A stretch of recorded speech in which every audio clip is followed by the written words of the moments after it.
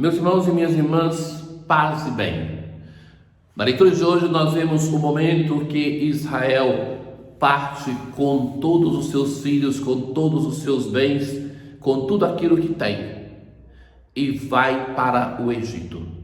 O texto começa dizendo: Israel partiu com tudo que tinha. Ao chegar em Barsabeia, ofereceu sacrifícios. E numa visão noturna, o Senhor o chama: Jacó, Jacó.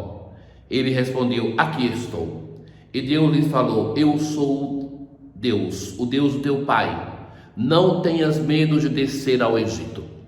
Ora, essa expressão não tenhas medo, ela acontece sempre em chamado vocacional. Mas tem também, além dessa recomendação, tem uma coisa que Deus vai dizer para Jacó que é muito bela: eu mesmo descerei contigo ao Egito e te conduzirei de lá quando voltares. Então Deus que acompanha o seu povo para o Egito, é esse o caminho que nós vamos fazer com os patriarcas. Então nós começamos a história dos patriarcas com Abraão, que de sedentário se torna nômade, que vai em direção a uma terra prometida. E agora Deus envia o seu povo para o Egito e no momento justo ele vai retirar o seu povo do Egito. Então Jacó é o patriarca que faz o caminho contrário de Abraão. Jacó é aquele que de nômade vai se tornar sedentário, coisa que com Abraão de sedentário se torna nômade.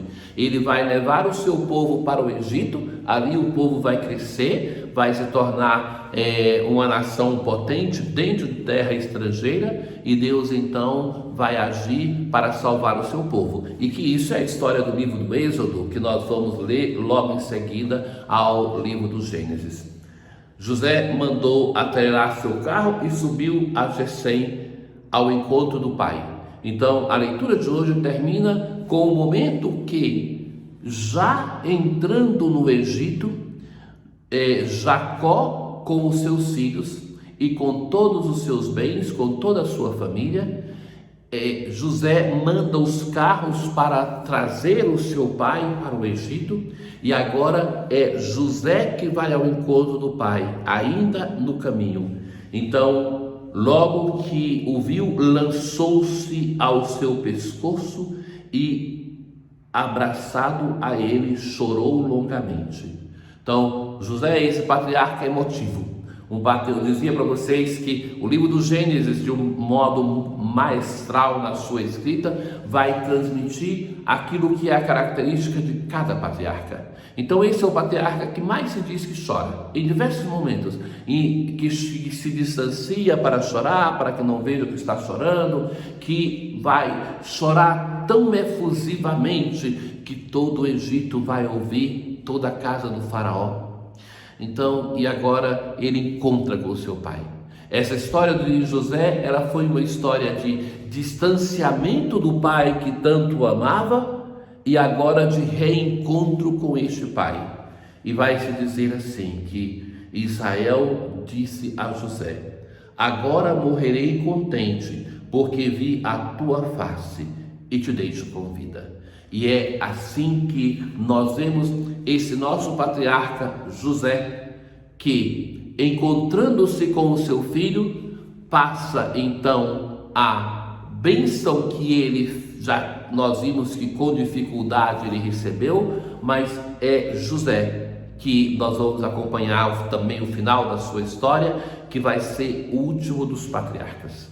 Então, este Jacó, nós já chamamos a atenção, este homem que rouba a bênção e que depois vai conquistar a bênção do Senhor com aqueles dois episódios fundamentais, a escada de Jacó, e que Deus lá na ponta dessa escada do céu vai abençoar e vai prometer para ele uma terra e uma descendência. Mas depois, naquele episódio da luta com o anjo do Senhor, em que ele vai ser ferido na coxa, mas vai segurar ao anjo e vai dizer: você não parte sem me abençoar. E ali finalmente Jacó é abençoado. Um patriarca que nós vamos ver que, além dos seus defeitos humanos, um homem que fez um caminho de fé com dificuldade. Naquele episódio da escada de Jacó, lembre-se que ele vai dizer assim: se Deus me proteger, me der comida, me der veste, eu vou acreditar nele, ele vai ser o meu Deus. Nós não vemos nele a disponibilidade de Abraão, mas essa diferença entre os patriarcas, esses defeitos às vezes gritantes, vão nos mostrar que é a escolha de Deus, o amor de Deus que determina, e não tanto o mérito pessoal. Mas nós temos a possibilidade de encontrar na diversidade dos patriarcas, nos 12 patriarcas, aquele patriarca com o qual nós nos identificamos. Nós passamos praticamente estamos para terminar essa história semi-contínua que nos é narrada na liturgia, mas merece ser tomado por cada um o livro do Gênesis para aprofundar essa história belíssima dos patriarcas. No Evangelho de hoje, Jesus continua o discurso missionário e vai dizer assim: eis que vos envio como ovelhas no meio de lobos. Caríssimos irmãos meus, companheiros de fé, nós somos ovelhas no meio de lobos. Então isso deve nos dar a consciência dupla que não somos lobos, mas que também não devemos pretender que o mundo possa nos acolher como ovelhas, porque o viver o Evangelho de nosso Senhor Jesus Cristo, e para quem o vive, não pode pretender uma história diferente. Não podemos querer viver o Evangelho e sermos acolhidos pelo mundo, porque o Senhor não foi, também nós não podemos pretender sê-lo.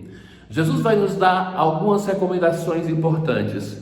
Portanto, sejam prudentes como as serpentes e simples como as pombas. Então, a prudência de uma serpente, que ela não ataca, se defende.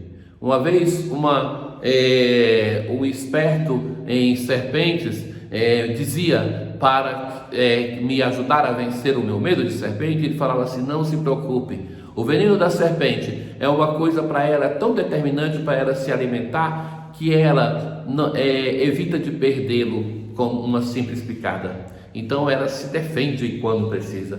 Então a prudência da serpente, a mansidão da pomba. A pomba, quando você chega nas praças das antigas cidades, as grandes praças, sobretudo onde está cheio de turista, você chega, as pombas voam para longe. Você continua ali, elas começam a voltar ao redor de você. Então essa mansidão, essa capacidade da pomba de vencer o seu medo, de perdoar, de voltar a estabelecer uma relação.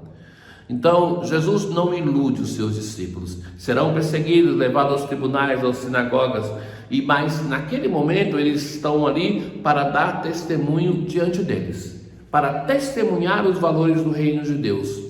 E naquele momento não terá medo, vos será indicado o que deveis dizer. Não se preocupar em preparar a defesa. O Espírito do Pai é aquele que agirá. Ora, a comunidade de Mateus, como também encontramos na comunidade para as quais se destinam os outros evangelhos, estão sendo perseguidos os primeiros cristãos, perseguidos também pela sua família, que não aceita que eles façam um caminho de fé. Então, por isso que diz o Evangelho: o irmão entregará o irmão à morte, o pai o filho, os filhos levarão os pais e o matarão. Vós sereis odiados por todos por causa do meu nome. Odiados por causa do nome de Jesus. Não é diferente, meus caros. E quantas vezes eu encontrei no mundo atual, nas nossas paróquias, pessoas que perderam amigos, perderam o vínculo de familiar por causa do Evangelho, por causa do reino de Deus. Então, somos chamados a ter esse vigor na fé. Por amor, Ele, o Senhor, se entregou por nós. E nós também devemos ter a coragem de nos entregar pelo Senhor, de viver a radicalidade da nossa fé. Somente assim nós teremos a integridade de quem se associou ao Cristo no seu martírio, na sua morte, para também vivermos com Ele a ressurreição. É um desafio, sim, mas é um desafio possível de ser vivido, porque tantas gerações de cristãos antes de nós o fizeram. Tenham todos um bom dia. O Senhor esteja convosco, Ele está no meio de nós. Abençoe-vos o Deus Todo-Poderoso, o Pai, o Filho e o Espírito Santo. Paz.